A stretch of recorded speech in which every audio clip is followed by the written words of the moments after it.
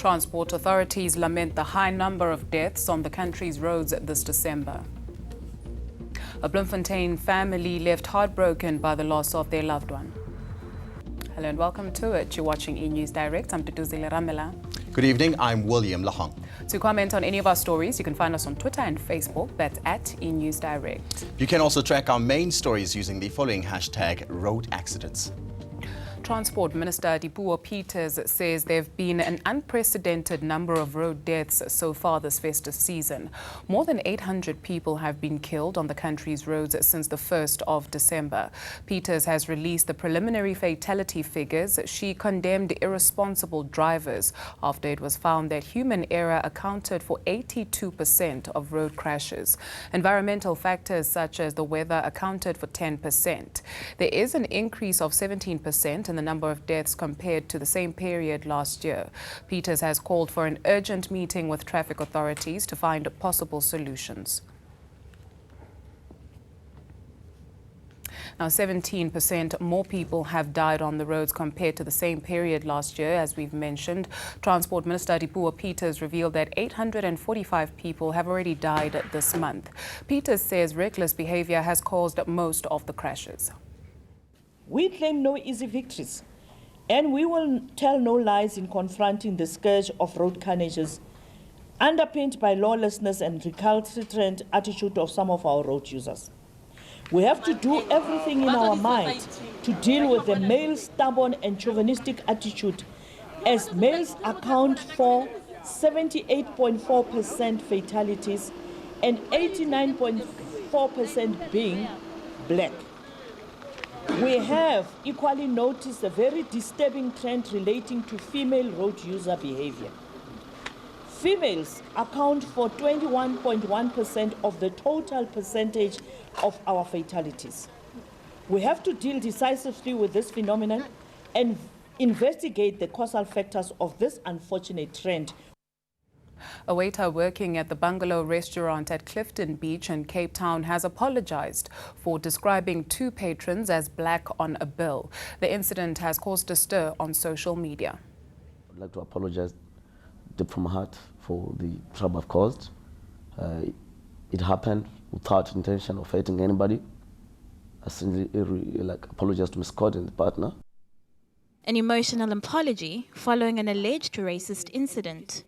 Scott Magetuga tweeted a picture of this slip describing him as one of two blacks, accusing the bungalow restaurant in Clifton of racism. The waiter responsible is full of regret. The Zimbabwean national has been working at the bungalow for 8 years. He admits he was wrong to use racial descriptions for patrons this weekend. Some are just labeled as, say, white table for whites. That's what I did.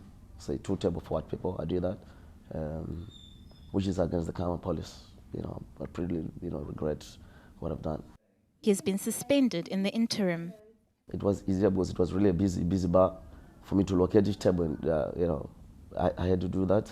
Usually, table numbers are used, and not doing so is a breach of policy.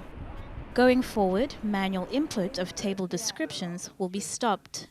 We have enforced the procedures again amongst our teams at the bungalow, and we've also even made the field where you insert the table uneditable, so you can't tamper with it at all.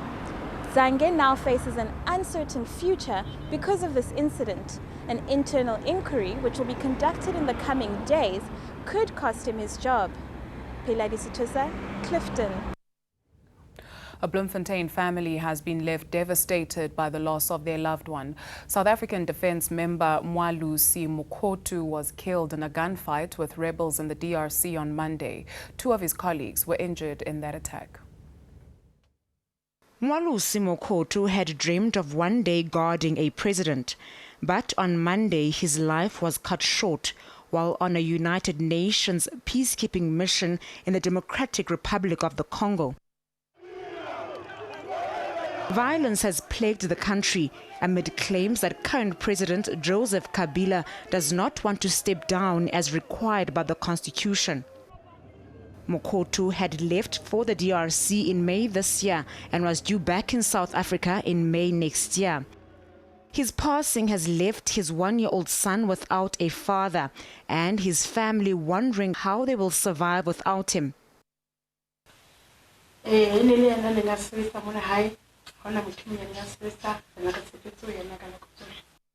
fiancée and mother of his child says she's been left paralyzed since she heard the news.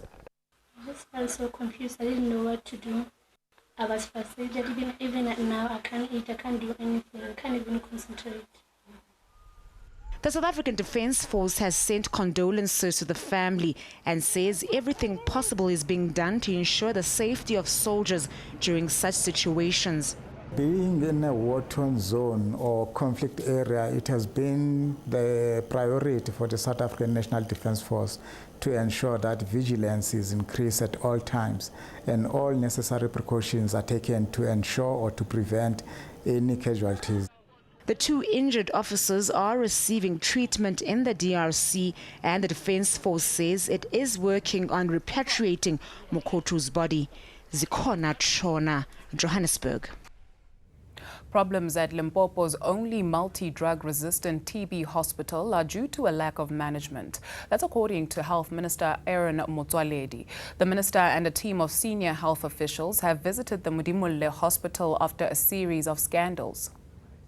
It's one of the most important facilities in one of the regions most prone to multi-drug resistance TB.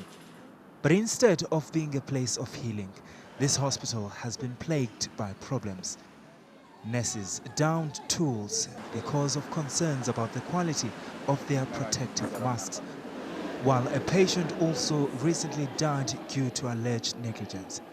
Aaron Motsoaledi was locked in a meeting for nearly 3 hours, being briefed about the troubles at the facility. The management of this institution is not going very well. It is managed as a TB unit under Varambat Hospital. The minister dismissed claims that the hospital provided staff with unsuitable protective masks, thereby risking their lives. When we order a mask, we are not saying it will fit each and everybody. Each and every worker must fit in.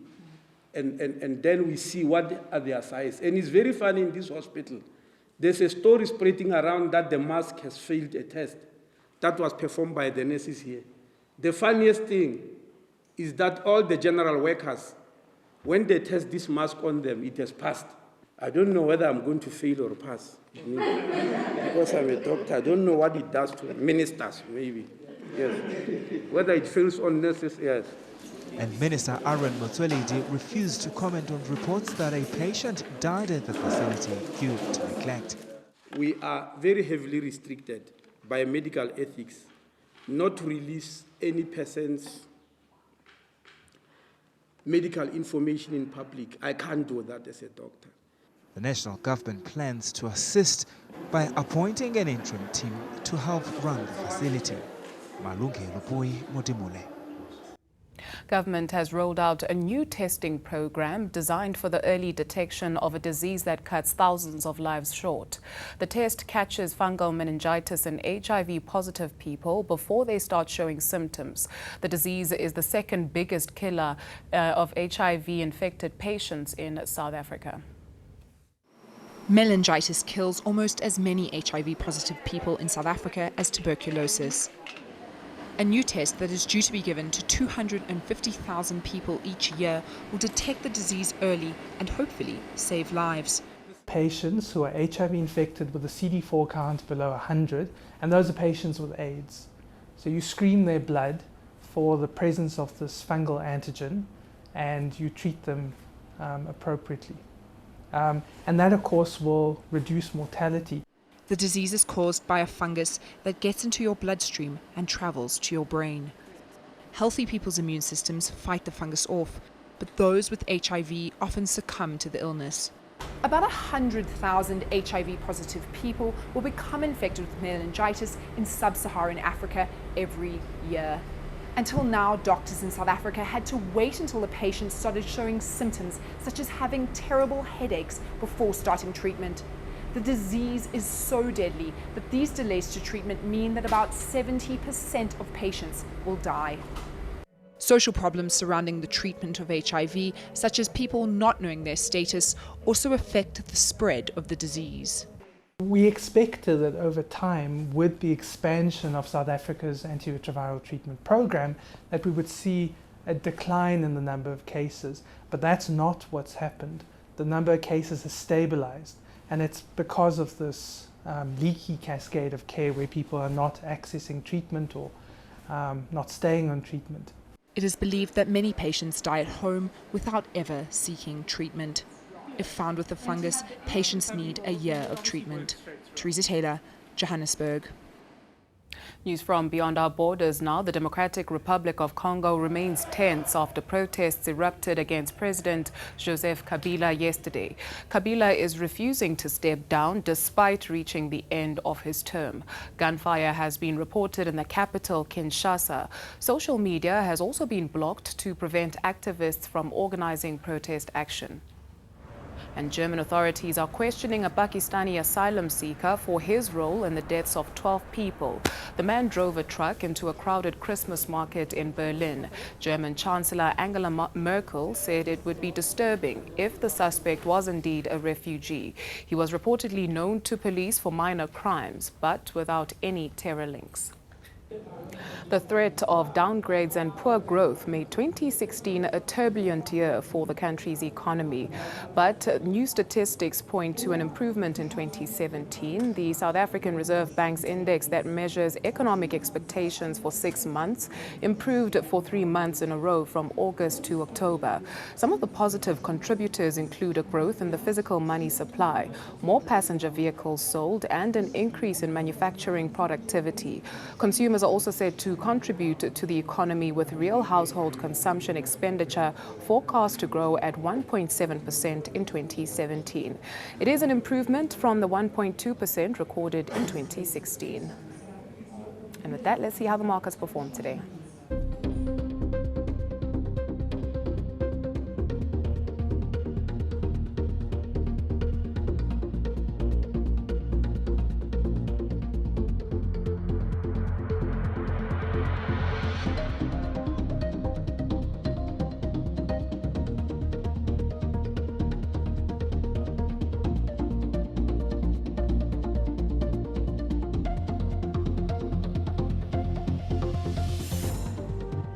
Here's Joel Guy with all your weather details.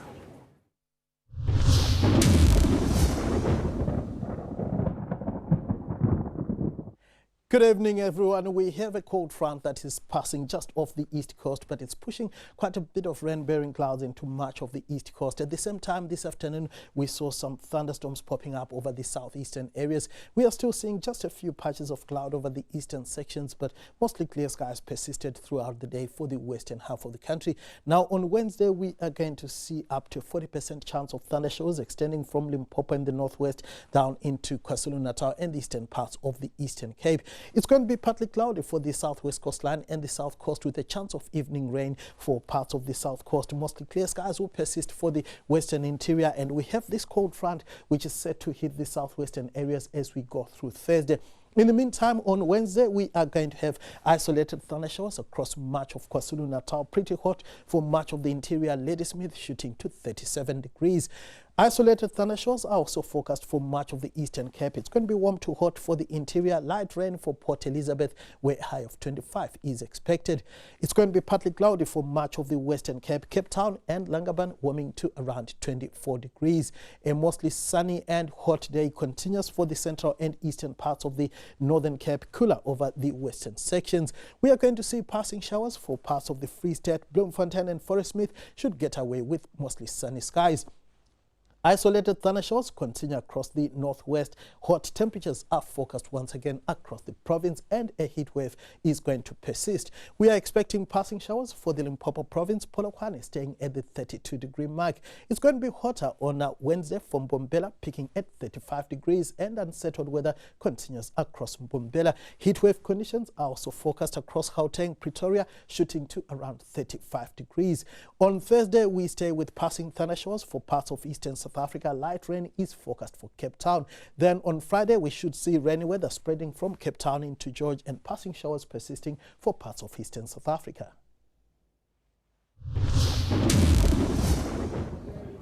After the break, Jennifer Lawrence teams up with Chris Pratt for the new sci-fi romance Passengers.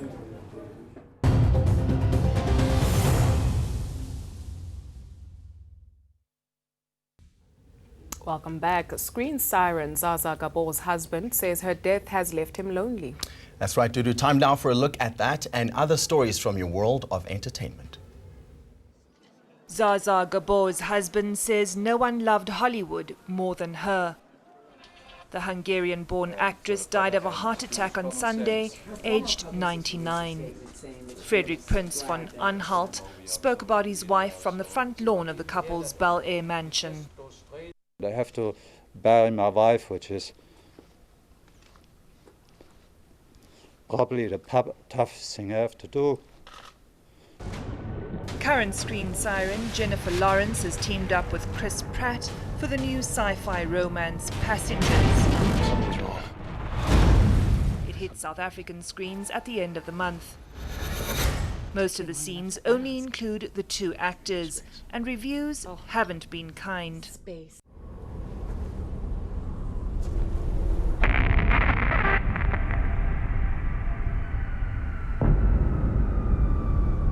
And finally, the trailer for the Blade Runner sequel has been released. It's set 30 years after the first film. A new Blade Runner, LAPD Officer K, played by Ryan Gosling, unearths an ancient secret that could plunge what's left of society into chaos. K's discovery leads him on a quest to find Rick Deckard, played again by Harrison Ford. It's due for release late next year. Things were simpler then.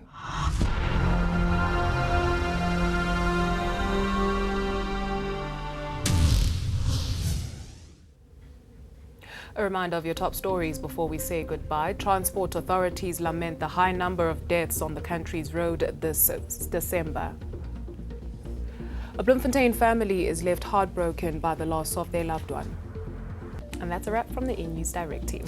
Your favorite drama, Rhythm City, is coming up next. We do love to hear from you. You can send us an email to enewsdirect@etv.co.za. Catch us at 6:30 this evening for the latest.